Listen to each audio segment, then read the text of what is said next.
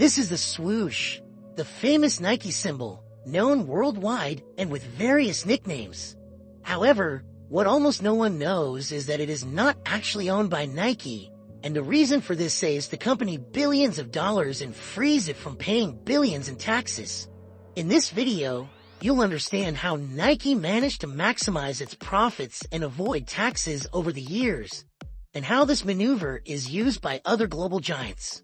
Undoubtedly, one of the biggest partners of companies is the government through taxation. Governments worldwide find ways to tax everything that moves, and they seem to have no limit when it comes to taxes. Because of this, giant companies are always finding ways to pay less and less in taxes, or even legally avoid them altogether. These companies hire some of the best and highest paid lawyers and accountants who create financial engineering to maximize company profits. For instance, in 2020, Nike made nearly $3 billion in profits and didn't pay a cent in federal taxes to the United States. In 2018 and 2019, they also paid nothing. In fact, besides not paying taxes during this period, they secured $750 million in tax credits. And they are not alone. Several companies managed to escape or at least significantly reduce their tax burden.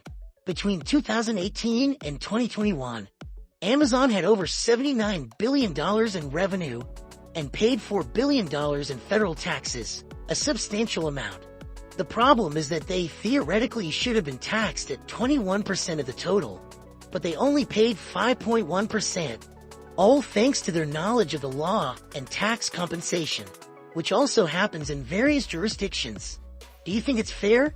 Do you believe large companies should pay less in taxes proportionally?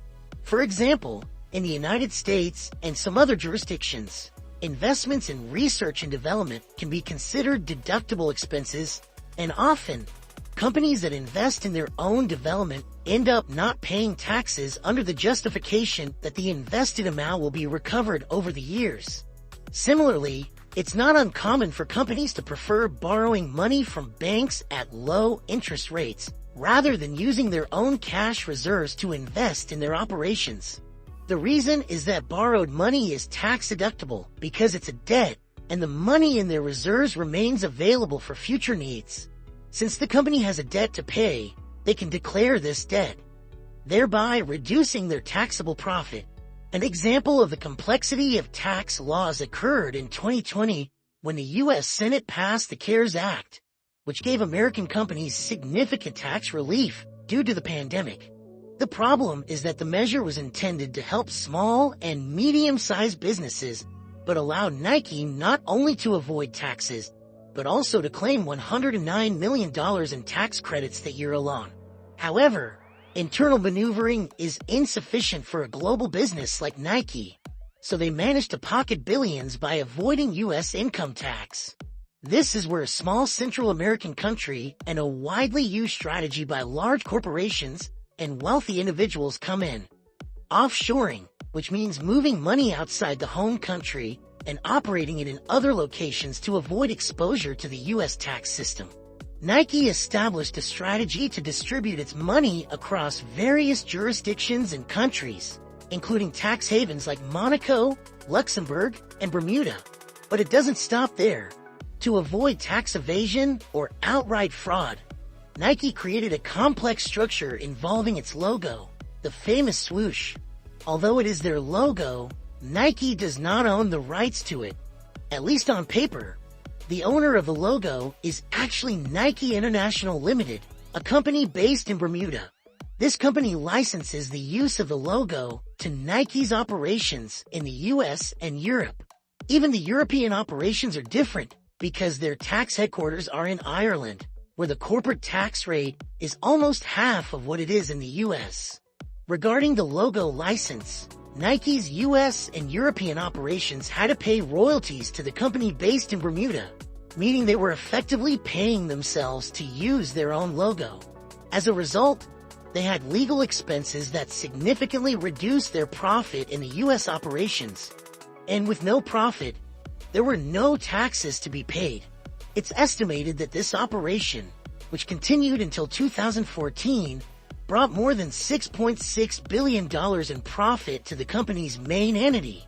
Due to an old law, this profit did not create a tax obligation in the U.S., meaning it was clean money for the company. This specific strategy no longer occurs, but that doesn't mean Nike isn't using other methods now. It's estimated that the Bermuda government has taxed the money received from royalties by Nike International at only about 3% of the total, much less than what it would have been in the U.S. While this amount is proportionally small for a government that tends to want more and more, it's one of the few ways to attract external money to a country known mainly for its beaches. The same happens in other countries that prefer to tax little on the money that comes to them rather than trying to tax heavily and end up with no investments. Currently, many countries offer incentives and credits to attract foreign companies to their territories. For example, China attracted Tesla to open a factory on Chinese soil in exchange for substantial tax incentives. Similarly, African and Asian countries have followed the same strategy. Nigeria, for instance, offers $2.9 billion in tax incentives to attract foreign companies. These companies can contribute money directly and also by creating jobs for the local population through the construction of factories, logistics centers, and offices.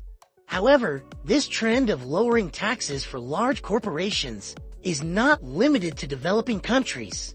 It is estimated that globally, corporate tax rates have fallen from 27.5% a decade ago to 23.6% today. In any case, for years, Nike escaped U.S. taxes, and the strategy described is just one example of how large corporations do everything legally possible to avoid taxes. Fair or unfair?